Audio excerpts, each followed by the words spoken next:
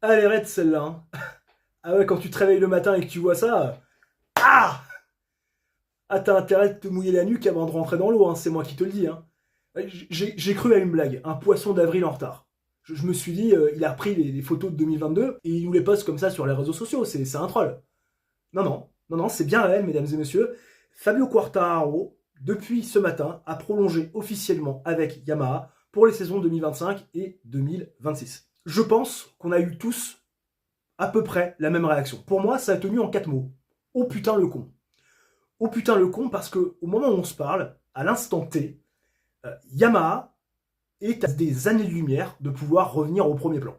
À des années de lumière. Enfin, je veux dire, on voit bien, vous regardez comme moi les Grands Prix.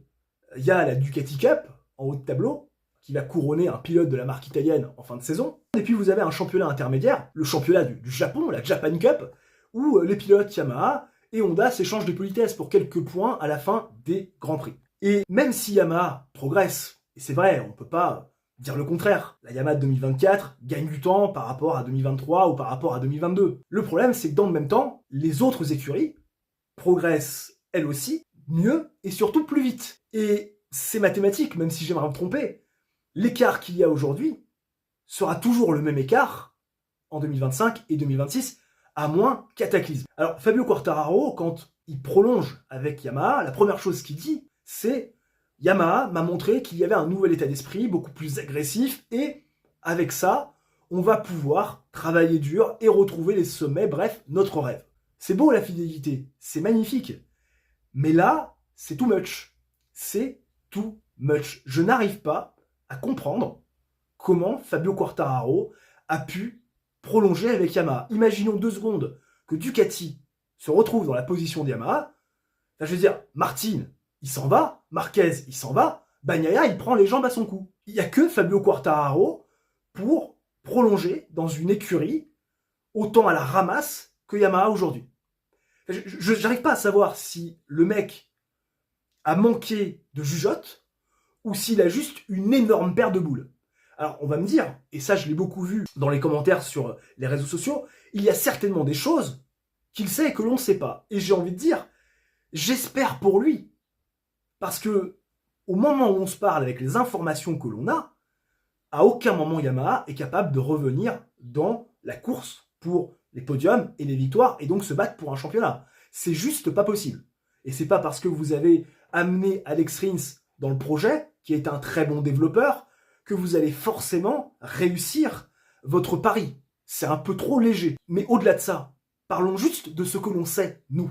Parce que c'est vrai qu'on dit, il y a certainement des secrets dans le paddock, des choses qui sont gardées. Et c'est vrai, quand on est extérieur à ce milieu, il y a des choses, bien évidemment, que l'on ignore, même si la médiatisation fait que, il y a que toujours des sources, il y a toujours des taupes. Parlons de ce que l'on sait, nous, réellement. On sait quoi? Qu'il n'y aura pas de changement majeur du côté de Yamaha. On parlait potentiellement de l'arrivée d'un moteur V4 qui équipe toutes les MotoGP du paddock. Il n'en sera rien, Yamaha continuera avec son 4 cylindres. On sait également que depuis 2 ans, il travaille avec un ingénieur F1. Cet ingénieur F1, forcément, il va être bénéfique dans le développement de la moto, parce qu'on sait que la F1, c'est beaucoup plus pointilleux, beaucoup plus précis en termes de développement et d'amélioration que la MotoGP. On sait aussi que cette année, ils ont réussi à piocher chez Ducati un ingénieur très important dans le dispositif des rouges. On sait aussi que ça permettra d'inculquer une mentalité européenne dans ce team japonais. La mentalité européenne, on sait, elle est beaucoup plus rentre-dedans que la mentalité japonaise. Les japonais, c'est on prend le temps, on suit la procédure, étape par étape, on fait pas de vagues. La mentalité européenne, c'est tout autre, c'est action, réaction.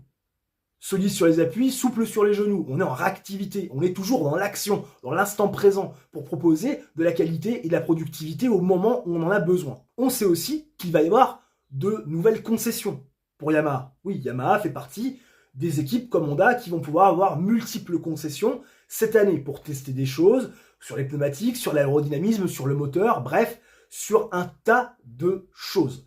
Donc, ça aussi, ce sont des éléments à prendre en compte. Qu'est-ce que l'on sait également? Et parlons du côté négatif. On sait que Yamaha, malgré le fait qu'il y ait un meilleur moteur, et ça c'est quand même quelque chose d'assez intéressant, on sait qu'ils sont toujours à la ramasse niveau réaccélération par rapport à la Ducati. On a toujours l'impression qu'il y a un rapport d'écart au moment de la réaccélération. On sait aussi que Yamaha a un problème en ce qui concerne les pneus tendres. Le pneu tendre en qualification n'apporte pas de plus-value lors des temps chrono. Il n'y a pas de différence majeure, ce qui fait qu'on n'arrive pas bien à se qualifier.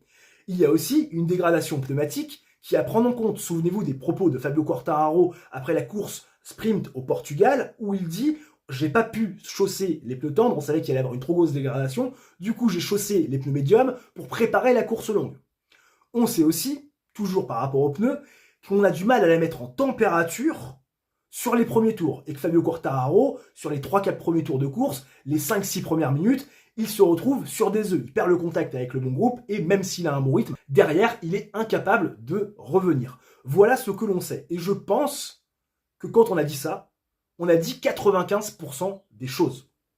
Alors, que Fabio Quartararo croit au projet, Yamaha, que Fabio Quartararo soit fidèle, et c'est beau, c'est une chose, mais il y a un moment donné, il faut penser quand même à sa carrière. Et je pense que son choix est beaucoup trop précipité. Et ça me fait peur. Ça me fait peur, pourquoi? Parce que je ne crois pas qu'à l'aube du 3e Grand Prix, quand on re-signe avec une structure comme Yamaha, alors qu'on a un top pilote et que Yamaha est toujours à la ramasse, je ne crois pas qu'on ait étudié toutes les possibilités. Enfin, je veux dire, tu vas quand même pas me dire que là, en quelques semaines, il est allé voir Ducati, il est allé voir KTM, il est allé voir Aprilia pour parler, prendre la température. Non, c'est pas possible. T'as pas le temps de discuter sur tous les points, t'as pas le temps de véritablement te faire une idée. Même s'il nous avait dit, je vais pas attendre longtemps avant de prendre ma décision. C'est vrai, et ça sonnait comme un départ de chez Yamaha, clairement.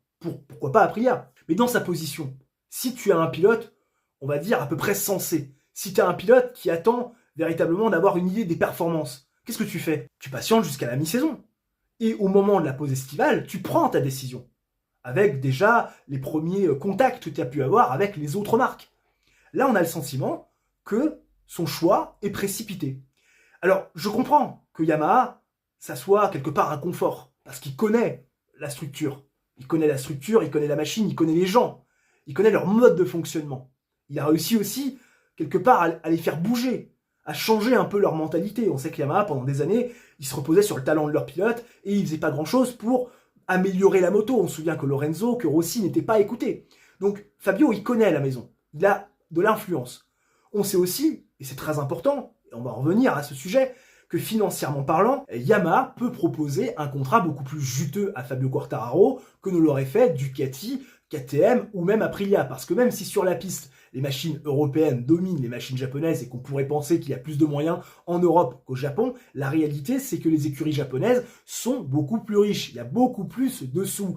Et forcément, Fabio Quartararo, il peut prendre un contrat beaucoup plus juteux chez Yamaha que chez Aprilia, KTM ou même Ducati. Mais encore une fois, l'argent, ça fait pas la performance. Et Fabio Quartararo, on sait qu'en termes de choix durant sa carrière, il n'a pas toujours fait les bons. Je me souviens encore de la Moto3 où il arrive chez Estrella Galicia, il est dans le cursus et la firme Honda et tout de suite après, il part chez Léopard.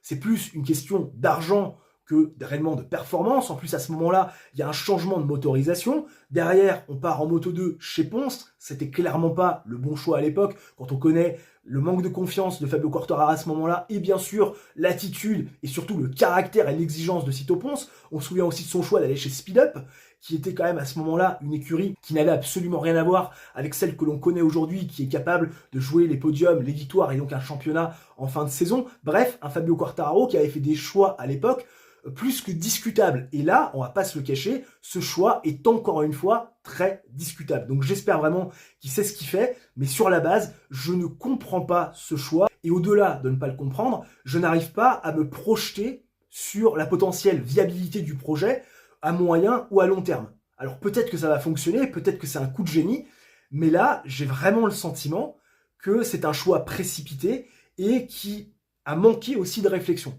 J'espère me tromper, mais c'est vrai que là, au moment où je vous parle, je suis pas serein et je serai Fabio Quartararo, je serai à sa place, dans sa position, je ne le serai pas non plus pour les prochaines saisons. Maintenant, l'avenir nous dira s'il a eu raison ou tort, mais ce qui est sûr, c'est que de mon point de vue et au moment où on se parle, c'est très très difficile d'être en adéquation avec ce choix. N'hésitez pas dans les commentaires à mettre ce que vous avez pensé, bien sûr, de cette nouvelle, me faire part, bien sûr, de votre avis dessus. Vous pouvez débattre en commentaire. L'espace, bien sûr, vous est réservé tant qu'on est dans le respect d'autrui. Et puis nous, on se retrouve très prochainement, bien sûr, pour une nouvelle vidéo de sport. N'hésitez pas à réaliser votre coup du chapeau aussi si elle vous a plu, cette vidéo, le like, l'abonnement, l'activation de la cloche, ça mange pas de pain, c'est totalement gratuit, ça aide la chaîne au référencement, vous connaissez les bails. Et puis nous, on se retrouve très prochainement pour une nouvelle vidéo. D'ici là, portez-vous bien. Ciao, bye, et à la prochaine.